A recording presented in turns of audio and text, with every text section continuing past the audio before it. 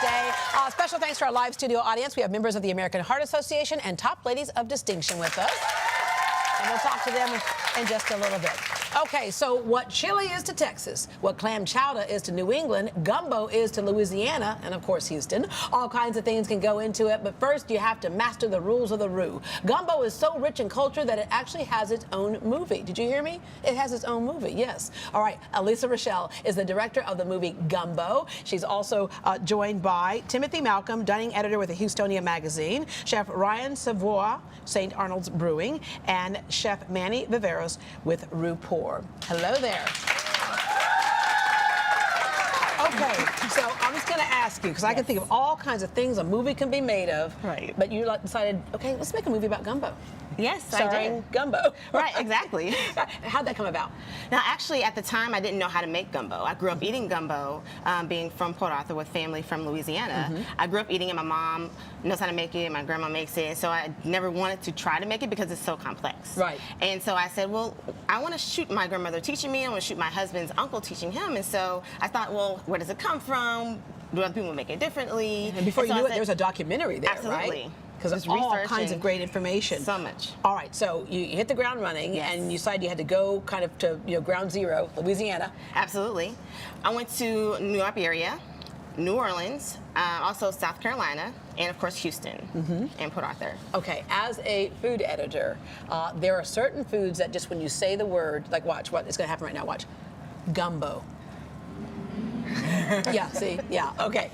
It's just, there's so much more to it, right? And then when you say gumbo, you got to ask yourself a lot of questions, like the dark roux, the light roux, the what's in your gumbo, right? Yeah, there's so much. I mean, you can have a thick roux, you can have a thinner roux, a brown roux. You can do seafood gumbo, you can do chicken and sausage gumbo. Of course, okra. You know, some gumbos will have okra, some won't. Tomatoes, some gumbos have tomatoes and some don't. You really kind of it just the whole world of gumbo is so vast, and yet it's such a regional cuisine.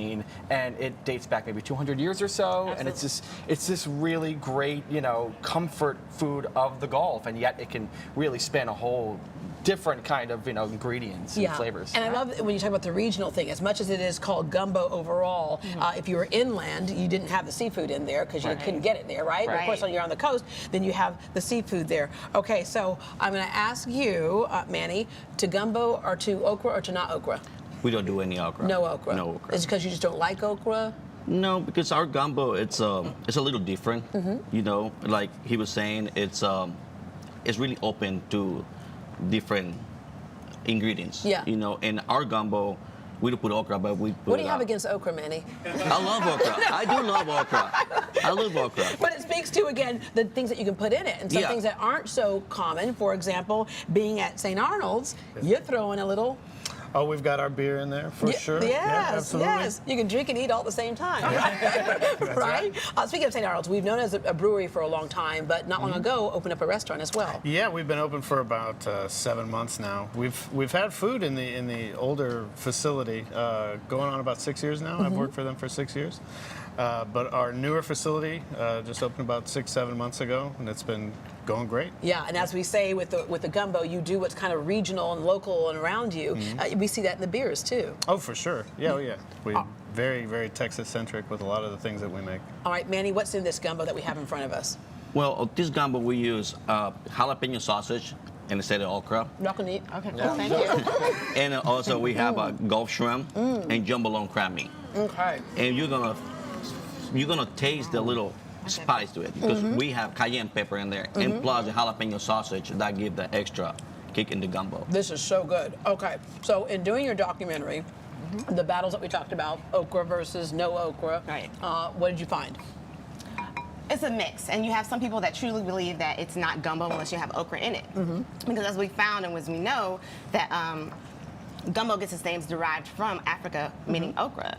So some people believe, well, it's not gumbo unless you have okra in it. And some people, like, I didn't grow up with okra in my gumbo either. So I truly believe it's a preference, but there's some people who truly believe, no, it has to be okra in it. Yeah, and there's that whole storyline, because they believe that, like with black eyed peas, same thing, that not indigenous to the United States, right? And it came over in the seeds of clothing of slaves. The seeds came over, and that's how kind of okra came about. Exactly. And the whole bit. All right, dark roux, light roux.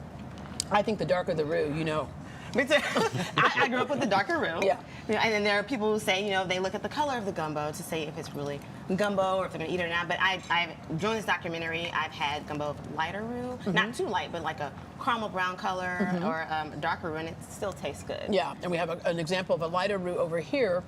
And then, of course, one that's just the chicken and sausage, and the one that's the seafood involved in there as well. Okay, oh, this is so good.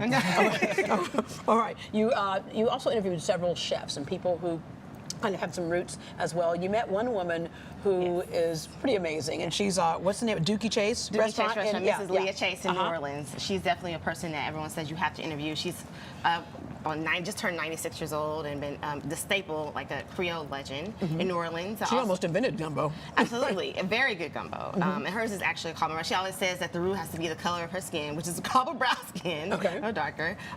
She also interviewed Marcus Davis here of the Breakfast Club and Culture, and also Serene Mbe from West Africa, Senegalese chef in New Orleans. Yeah, so you combine those those African roots of what how things change when they cross the ocean, and again dealing with things that are local. Okay, so the Creole Cajun type of food. Okay, when we come back, we're going to stew over this a bit more. Okra, no okra, we talked about all that stuff, but the best of the best will win this right here in the Okra Gumbo Smackdown.